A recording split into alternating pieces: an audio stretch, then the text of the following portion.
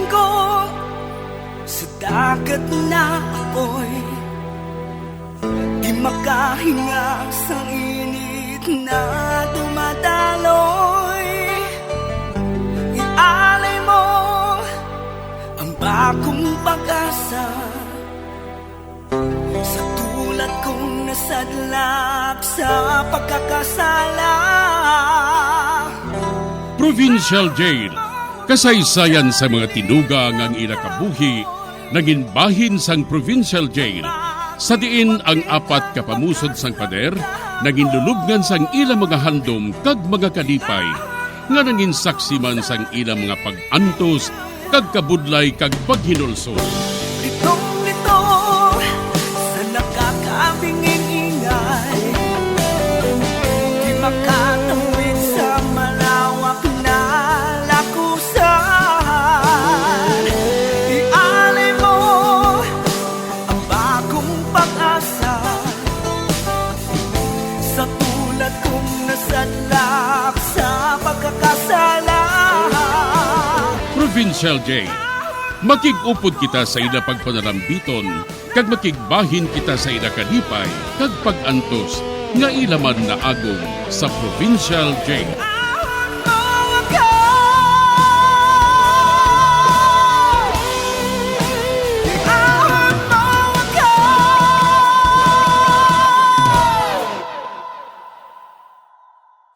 Bilang ko sa dagat na apoy, di makahinga sa init na dumadaloy. Ialay mo ang bagong pag-asa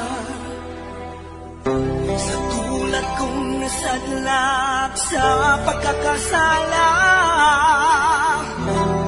Sa liwat maing adlaw sa inyo tanan mga palangga na mga tagpalamati, sa karon nga adlaw padayuno naton ang sulat, nga ginatagan naton sang kabuhi, diri sa ato panatuntunan, Provincial Jail. Ahon mo ako sa nagliliyap na apoy, na aking matikman ang tamis ng sandali. Bahin sa nagligad, may gin-report sa akon si Elsie nga nadula kuno si Sir Jeff amo man ang salakyan sini. Kag sang usisaon ni Elsie, may nabilin nga sulat didto nga nagasiling, "See you soon, Charlie." Ganin nagpamatod ako nga magkadto sa pantalan. Nagpasimpalad ako nga basi dito ko makita ang salakyan ni Sir Jeff. Diri sini nga bahin, padayunon ko ang kasugpon sa akon pagsaysay diri sa Provincial Jail. Ari na. Nakalusot na ko sa iya alagyan. Nga wala sa may natabo. Oh, Jags, dali na. Mapadayon kita sa paglakat. Mabalikid ako. Tanawon ko kung ara pang nakita ko nga tinuga. Nga nagakunop sang maitom nga kunop. Balik doon ko siya. Bah, wala na siya. Mabalik ako sa police station. Jags, dali na.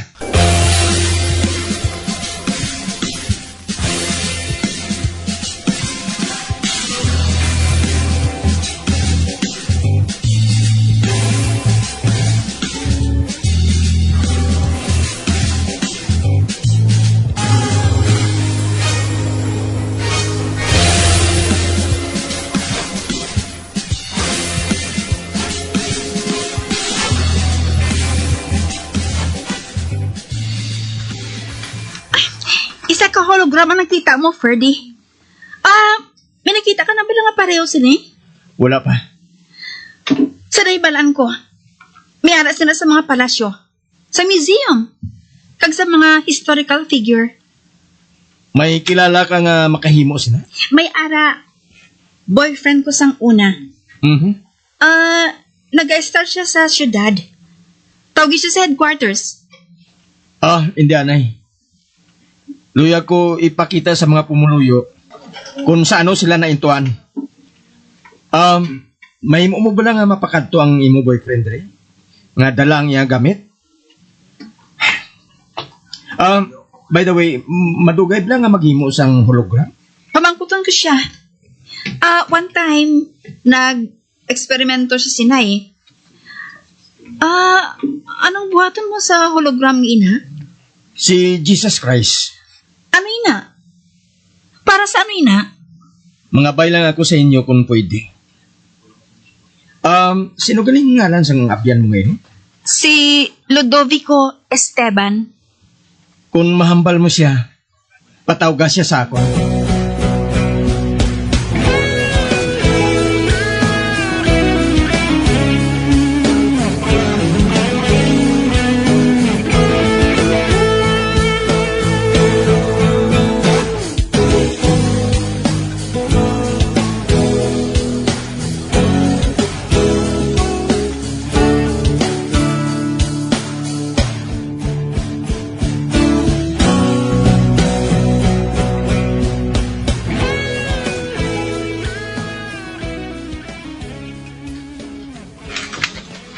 Hello? Hello, si Poles Perdini.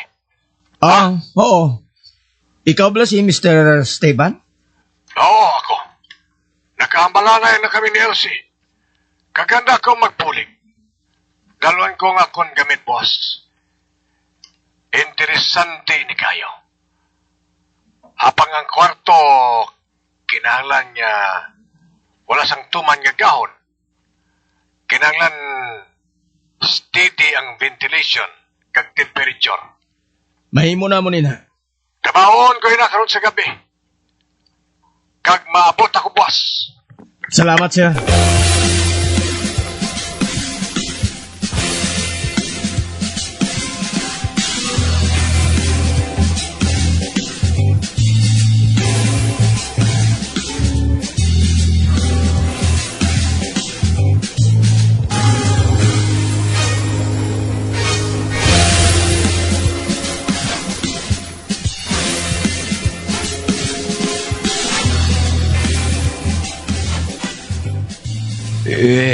Hari ako sa idalom sang budiga sang simbahan.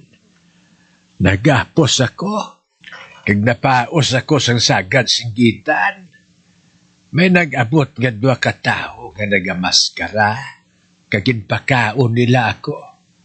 Pagkatapos gindala nila ako sa CR. Kag pagkatapos ginhigot nila ako sa bangko kag ginbalik diri sa budiga. Kung amo ining simbahan, ano ang sari sa pastor nga hari dire? Kung sa bagay, wala man nila ako ginsakit. Apang nahadlok ako nga basi patyon nila ako.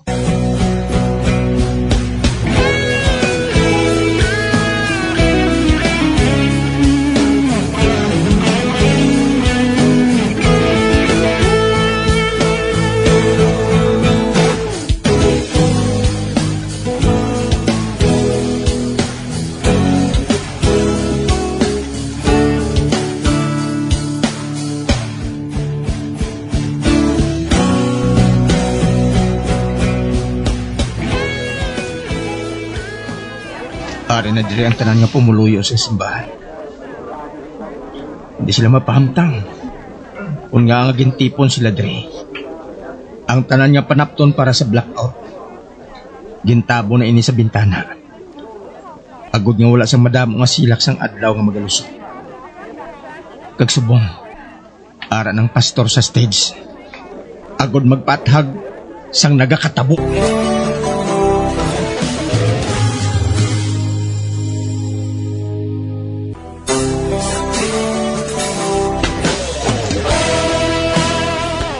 Likom sa amon ihibalo, at ugali dito sa idalom sang budigas ang simbahan, si Sir Jeff, gingapos nila kaginbaklid. Samtang ara ako sa simbahan, natingala ang mga pumuluyo, kung nga gintipon sila. Sa pagpadayon ko pagid, Si Poles Verde, ari diri subong. Nagapati siya nga mga konto kita. Kay nagapati man siya nga gin-scam kita. Kag amo ini subong ang iya pamatud-an sa aton. Pamatud-an niya kung sa ano kita natuntuhan. Magwaa kami! Bagwa kami! Bagwa kami! Natakpan ang tanan nga puerta kag bintana sa simbahan. Hindi ka mo makagawa. Sinyasan ko si Ludovico. Masugura ng pag-demonstrate sa hologram.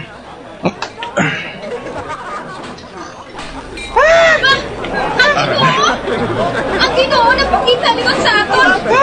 Nanalo siya subok sa aton. Nanalo siya. Luhod lang. Nagiulhod sila. Ang iba naghahapa sa duta. Kung daw si hindi sila makapatis ang ila nakita. Ang Ginoo nagatindog sa ila tubang. Kag ang mga tao nagaamat-amat puno sang kaluoy. Kag sinong hindi magpati nga isa ini ka milagro. Asawa ni Pastor. Asawa ni Pastor. Akwato na ito. Nag-ibutang sa malapad ng bangko. Aga, isa. Ara na. Nagbalik na kasanag. Sa malapad ng bangko. Nagbalik ng kasanag. Ipangkuha ng mga panapon ka nagalipod sa silak sa adlaw. Hoy! Ang Ginoo! Nadula! Oh! Nalusaw! Nalusaw siya sa silak sa adlaw! Ang iban sa inyo mahimo nga magpamangko sa teknisyan. Kung sa ano magtuhaw ang Ginoo. Uy! Patagan niya kamo sang mayo. Kag sugirin ninyo ako kung sa ano niya kamo ginpatalang. Ako ang masugid sa inyo. Pila ka bulan nang nagligat, sugod sa to. Nagsirmon ako. Sang hinali lang. Nagpakita ang Ginoo sa amon. Sa ano ka nakahibalo nga amo atong Ginoo? Pareho gid ang iadagway. Sa nakita namon sa Bible, may burangos, kag may sandalyas nga ginasuksok. Ang isa katigula nga babae napatay sa kahadlok tungod sa talanawon nga ginasiling mo. May tingog kami nga nabatian nga nagasiling. Nagsiling ang Ginoo nga ang mga tao nga nagatrabaho sa iya amo ang mga tao nga makuha sa Holy Grail nga ato sa idalom sa dagat. Malawig kag mabudlay ining nga trabaho. Kag kinanglan nga siguraduhon gid nga wala sa may makagwa nga balita. Kag wala sang balita nga makasulot. Kay kun hindi, ang kaakig sang Ginoo matupa sa amon, kag kami tanan magaantos sa kalayo sang imperno. Nakita bala ninyong mga tao ngayon Diin sila. May sakayan sila nga ginatago sa naaminhan nga bayan sa dagat. Hindi kami pagbasula, sir. Inosente kami nga mga tao. Kaginsugo bala kamo sang Dios nga bumbahan ang balay ni Medyo? May nagpakita pagid sa amon nga isa ka talan-awon. Ano nga talanawon ina, Pastor?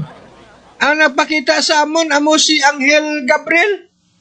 Nagsiling siya nga ang Major isa ka makasasala.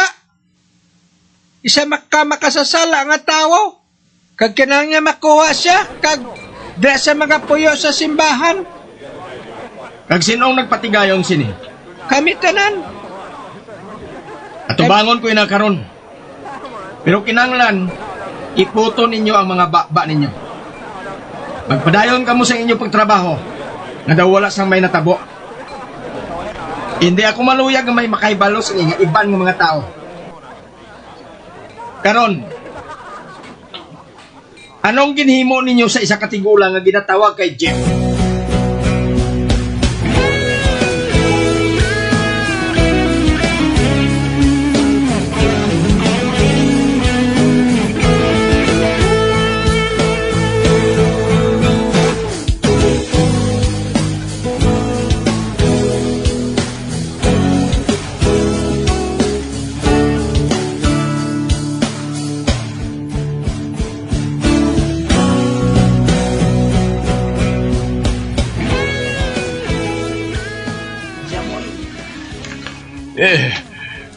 May nabatian ako nga mga tikang sagwa. Ano nga nagkari sila. Patsyon na bala nila ako. Oh, Diyos ko, nahadlok ako. Wah. Uy, nakita ko si Ferde. Kag si Elsie ka nagsulon. Elsie. Ferde, kamo ang nagsulon. Salamat kayo nagabot ka mo. Sir Jeff, doon kung gapos mo. Oo. Ginamasahay kong tuhod mo, Jeff. Baka lakat kasi isang tandong sa di Dubay. Aring Brandy, mag-inom ka, Sir Jeff. Salamat. Ay, may sigarilyo bala ka mo. Mayari ako. Sindihan ko, anay, ha?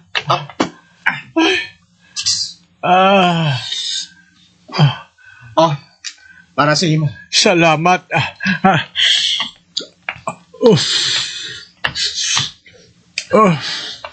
Bisan paano, nakarelax ako. Pero anong natabo, ha? Sa wala pa. Sugiri kami kung sa ano ka nakalambot dire.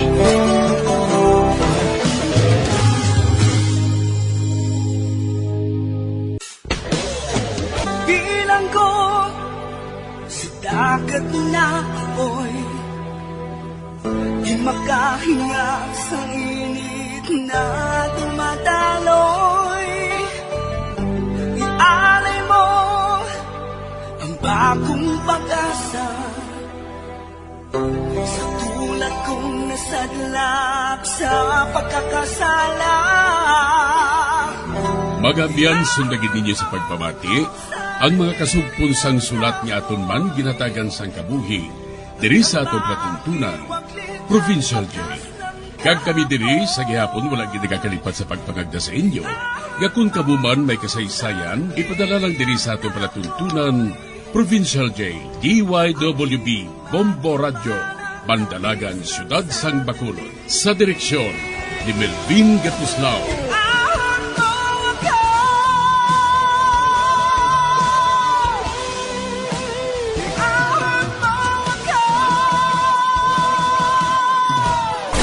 Bombo Radio Philippines. Patuloy na #1 sa drama. Fast pa Radio! Bombo!